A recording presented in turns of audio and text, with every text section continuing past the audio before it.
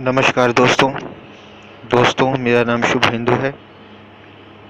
दोस्तों आज मैं आपके सामने फिर एक नई वीडियो लेकर आया हूँ, जिसमें मैं आपको भगवान के अवतारों का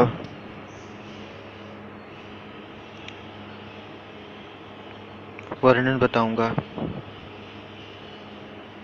दोस्तों, अगर आप पहली बार ये मेरा वीडियो देख रहे हैं तो प्लीज़ इसे सब्सक्राइब कीजिएगा, और अगर आपने सब्सक्राइब कर दिया है तो उसके लिए आपका बहुत बहुत धन्यवाद। और कमेंट करके ज़रूर बताइएगा कि आपको ये वीडियो कैसा लगा। दोस्तों, अब मैं आपको भगवान के अवतारों का वर्णन बताता हूँ। दोस्तों, उन भगवान के तो अनंत रूप हैं, अनंत लीलाएं हैं। उनकी लीलाओं का वर्णन सहस्त्र मुख के शेषनाग भी अगर वर्णन करने लगे तो उनके लिए भी वो असंभव है। दोस्तों, मैं तो एक तुच्छ प्राणी हूँ। दोस्तों, अब मैं आपको भगवान विष्णु के सभी अवतारों के बारे में बताता हूँ। दोस्तों, सबसे पहले तो मैं आपको ये बताना चाहता हूँ कि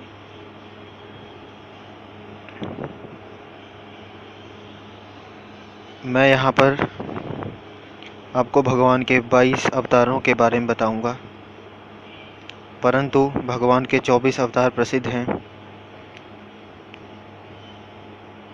कुछ विद्वान 24 की संख्याओं को पूर्ण करते हैं। रामकृष्ण के अतिरिक्त 20 अवतार तो अभी मैं आपको बताऊंगा ही। शेष 4 अवतार श्री कृष्ण के ही अंश हैं। स्वयं श्री कृष्ण तो पूर्ण परमेश्वर हैं, वे अवतार नहीं अवतारी हैं। अतः श्री कृष्ण को अवतारों की गणना में नहीं गिनते। उनके 4 अंश ये हैं। एक तो केश का अवतार, दूसरा सुतपा तथा पशु पर कृपा करने वाला अवध पर, तीसरा संकर्षण बलराम और चौथा परब्रह्म। इस प्रकार इन 4 अवतारों से विशिष्ट 5वें साक्षात भगवान वासुदेव हैं। दूसरे विद्वान ऐसा मानते हैं कि 22 अवतार तो हैं ही, इनके अतिरिक्त 2 और हैं, हंस और हयग्रीव।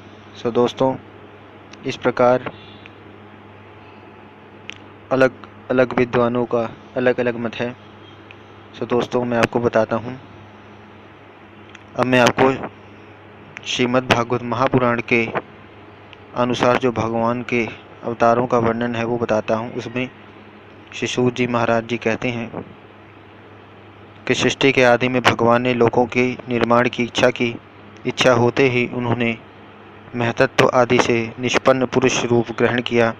इसमें 10 इंद्रियां, 1 मन और 5 भूत, ये 16 कलाएं थीं। उन्होंने कारण जल में शयन करते हुए जब योग निद्रा का विस्तार किया, तब उनके नाभि सरोवर में से एक कमल प्रकट हुआ और उस कमल से प्रजापतियों के अधिपति ब्रह्मा जी उत्पन्न हुए। भगवान के उस विराट रूप के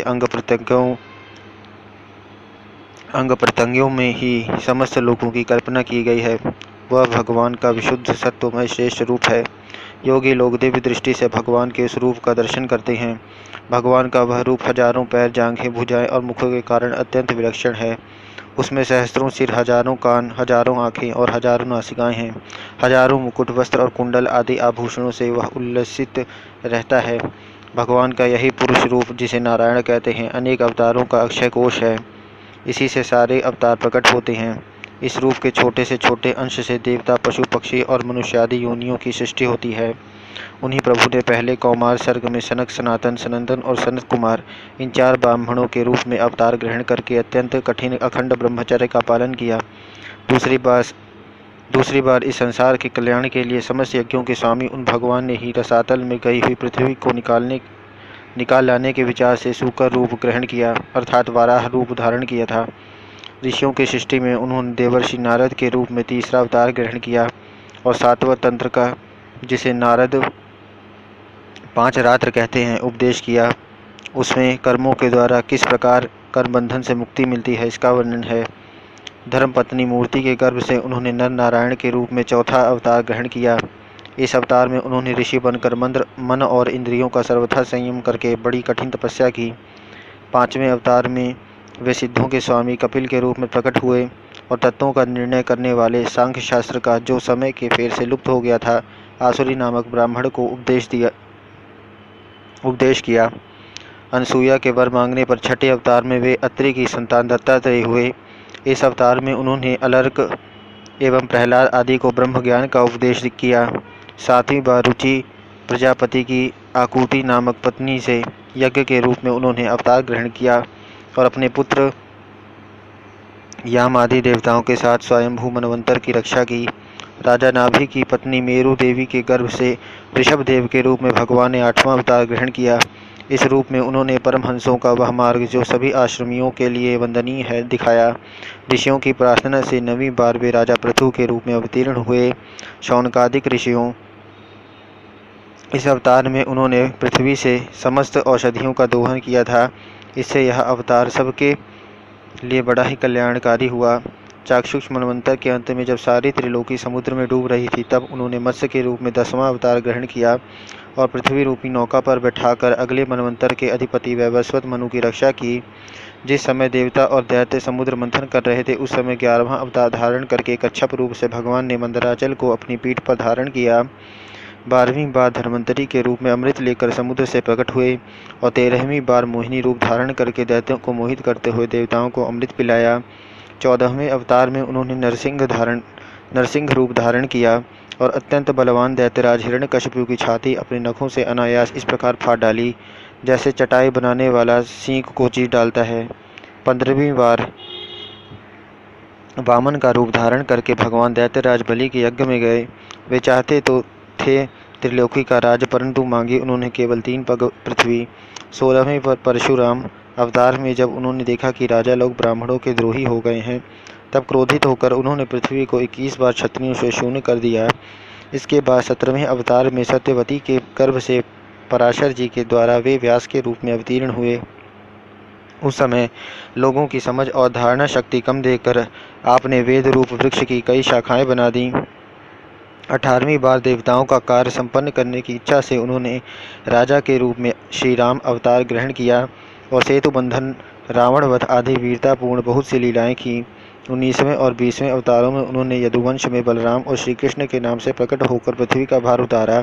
उसके बाद कलयुग आ जाने पर मगध देश बिहार में देवताओं की द्वेषी दैत्यों को मोहित करने के लिए अजन के पुत्र रूप में आपका बुद्धावतार होगा। दोस्तों, इसमें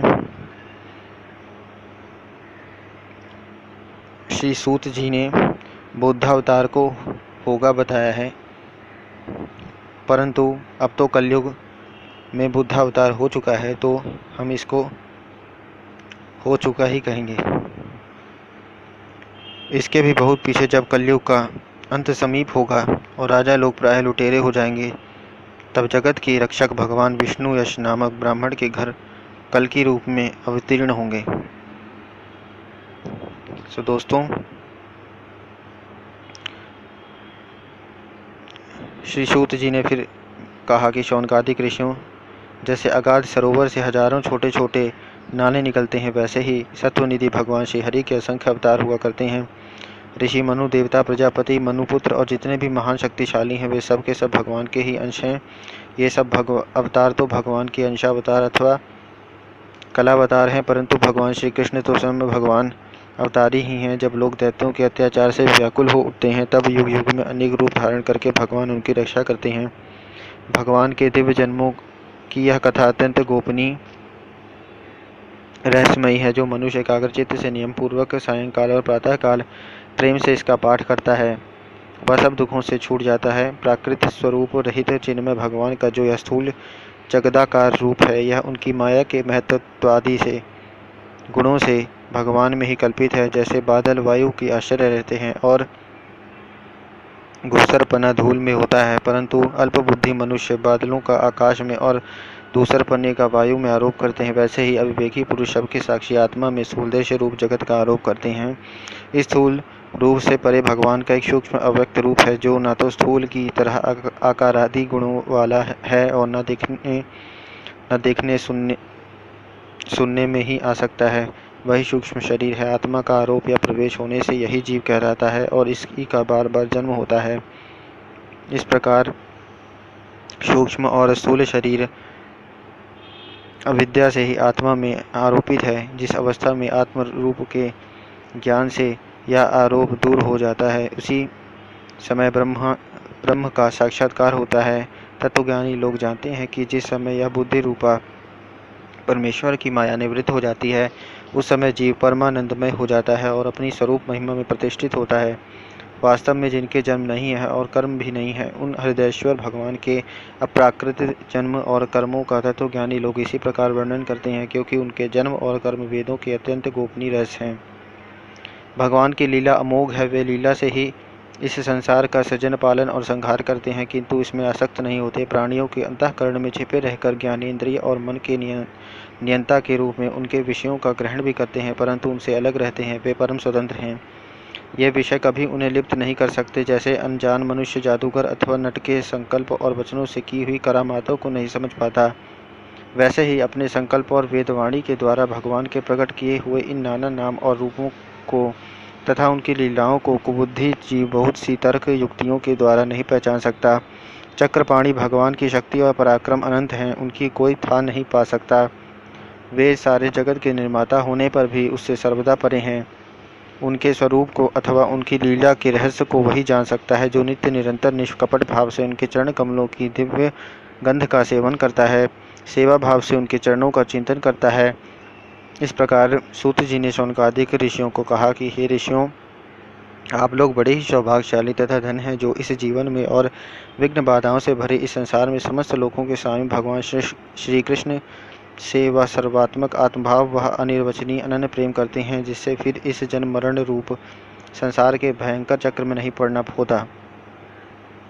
भगवान वेद व्यास ने यह वेदों के समान भगवत चरित्र से परिपूर्ण भागवत नामक पुराण बनाया है। उन्होंने इस श्लाघनीय, कल्याणकारी और महान पुराण को लोगों के परम कल्याण के लिए अपने आत्मज्ञान शिरोमणि पुत्र को ग्रहण कराया।